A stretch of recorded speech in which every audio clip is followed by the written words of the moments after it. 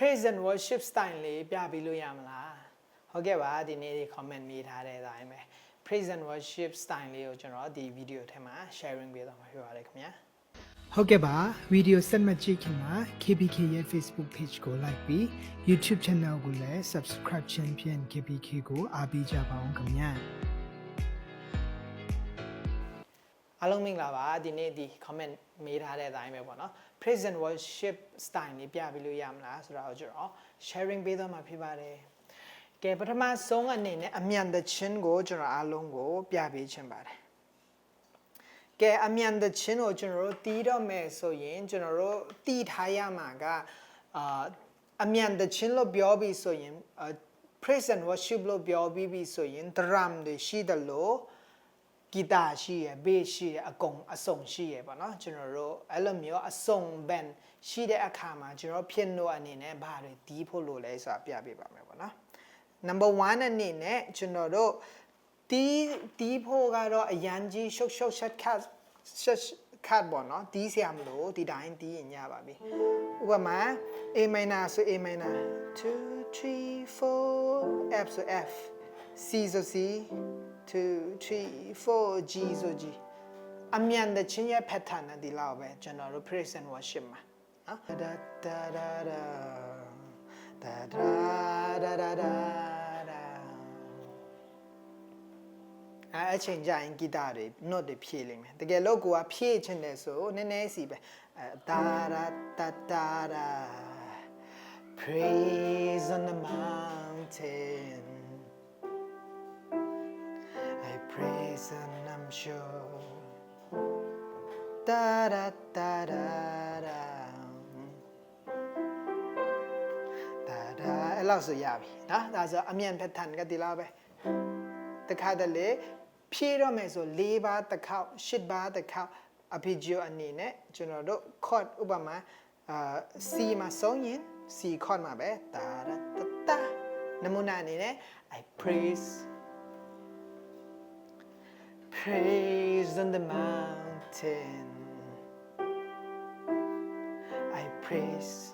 ဆိုတော့ praise on the mountain ဆိုရင် C chord မှာကြာတာဖြစ်လို့ကျွန်တော် down C chord ရဲ့ note ကိုပဲ arpeggio descending နဲ့ lead to the G chord ပေါ့နော် G chord ကိုဝင်လိုက်တယ်โอเคနော်အဲ့လိုမျိုးကြားထဲမှာ၄ပါးပြီးသွားလို့တစ်ခေါက်ဖြည့်လို့ရအဲ့ဒီအတိုင်းမှာဖြည့်စရာမလိုတခါတလေဂီတာဖြည့်မယ်ဆိုကျွန်တော်တို့မဖြည့်ပါနဲ့ပေါ့နော်ဂီတာမဖြည့်တဲ့အချိန်မှပဲကျွန်တော်တို့ဖြည့်ပါဥပမာဂီတာဖြည့်ရင်ကျွန်တော်တို့praise on the mountain ဂီတာဖြည့်ခိုင်းပါစေဒီနေရာမှာ I praise cause I'm sure da da da praise အဲ့လိုမျိုးနေရာမှာ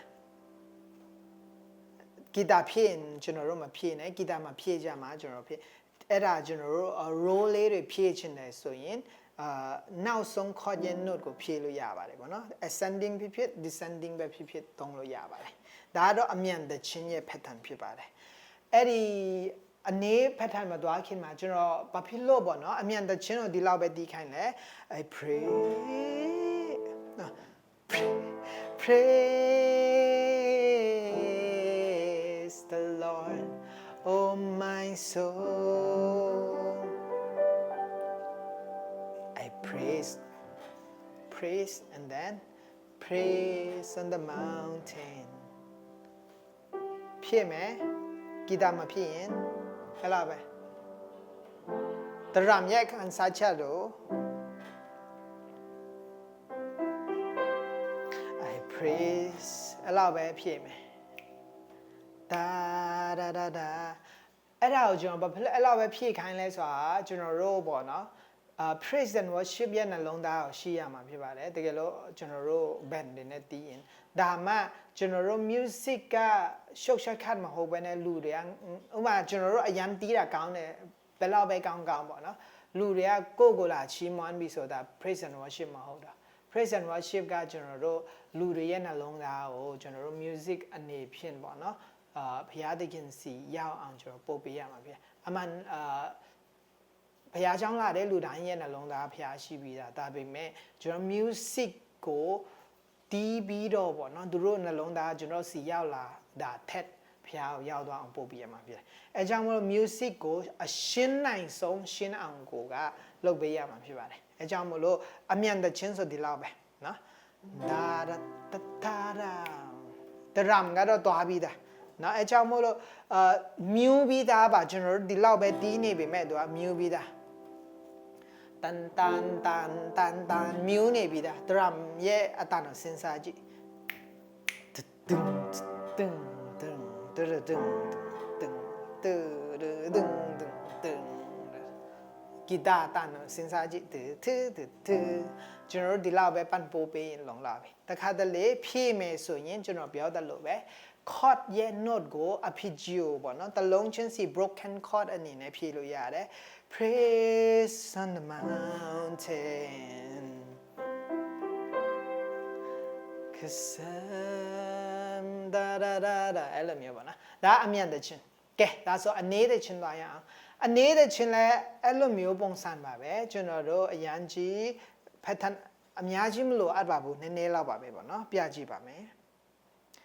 ကဲ pattern အနေဆိုရင်ကျွန်တော်တို့ဒီလောက်ပါပဲပေါ့နော်ဥပမာစနလိုမျိုးပဲနှိပ်ထားလို့ရတယ်လို့တခါတလေကျွန်တော်တို့စရမယ်ဆို melody ကကျွန်တော်တို့သိရပါမယ်melody ဒီတဲ့အခါမှာကျွန်တော်တို့ဘယ်ဖက်လက်ရဲ့ note ကိုဒီလိုမျိုးသွားမယ်1 and 2 and 3 and 4အဲ့လိုမျိုးပေါ့နော်ဆိုပါဆို Emanuela တဲ့ချင်းဆိုရင်ကိုရောမပါရင်လေဘယ်လိုစားပြရမှာလဲဒီလောကကြီးထဲမှာဘယ်လို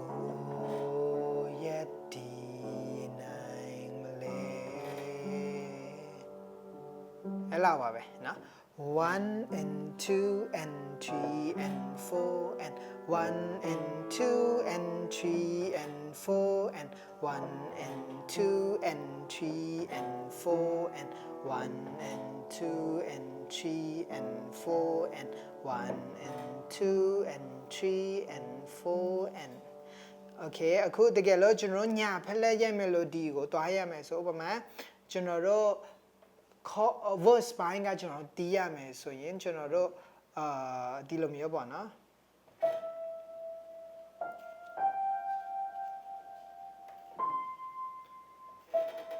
ဒိုရေmelody အတန်ကိုကျွန်တော်ဦးစားပေးမယ်ဥပမာကိုရောမပါရင်လေဘယ်လိုစားပြရမှာလဲဒီလောကကြီးထဲမှာဘယ်လိုရက်ဒီနိုင်မလဲအဲ့လိုမျိုး intro ပေးလို့ရတယ်ဒါဆိုရင်သူရဲ့အတန်ကဒီလိုမျိုးထည့်လာပါလိမ့်မယ်ကျွန်တော်ရဲ့ intro အတန်က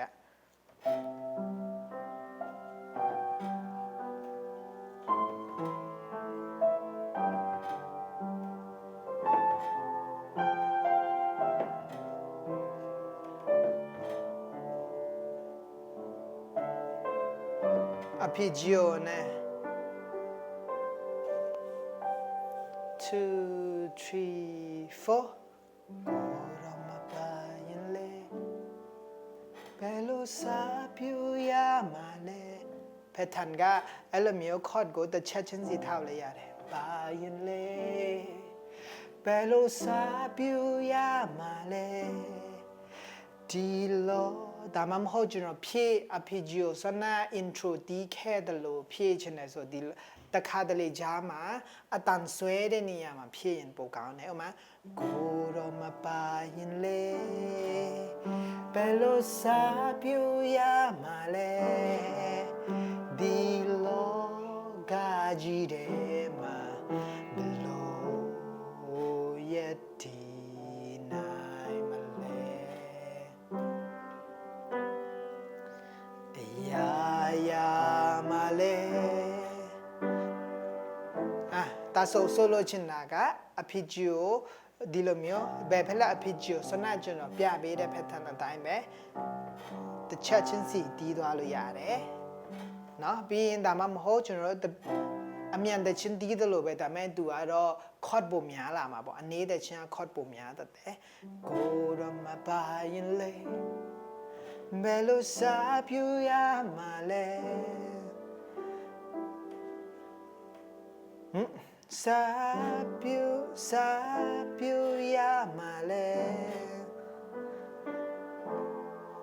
ကြည့်တယ်မှာဘယ်လိုရက်ဒီနိုင်မလဲ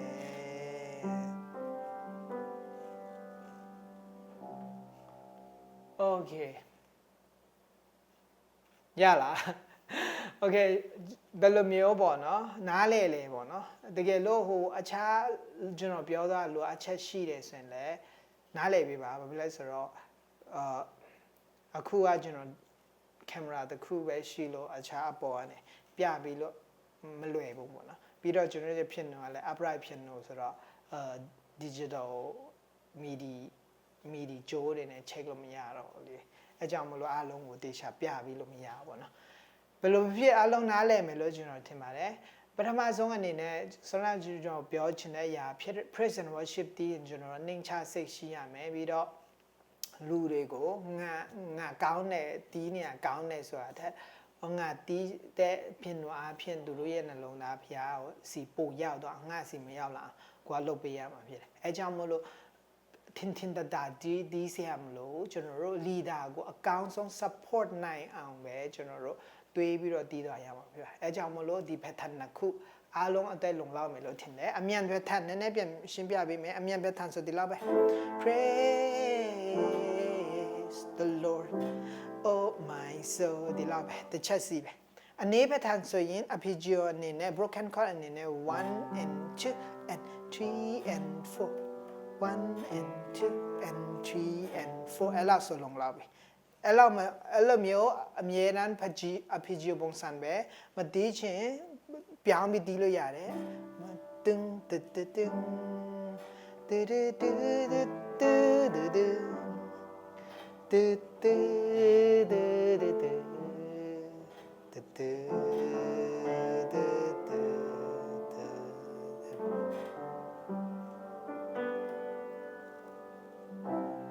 အဲ့လိုမျိုးတွေတီးသွားလို့ရတယ်โอเคနော်အပြီးတကယ်လို့အားလုံးအနေနဲ့အခြားမေးချင်တာရှိတယ်ဆိုရင်လည်း comment မှာထပ်မေးထားလို့ရပါတယ်ဒီဗီဒီယိုရောဒီလောက်ပဲပေါ့နော်နောက်ဗီဒီယိုမှာပြန်ဆုံကြပါမယ်ခင်ဗျာ bye bye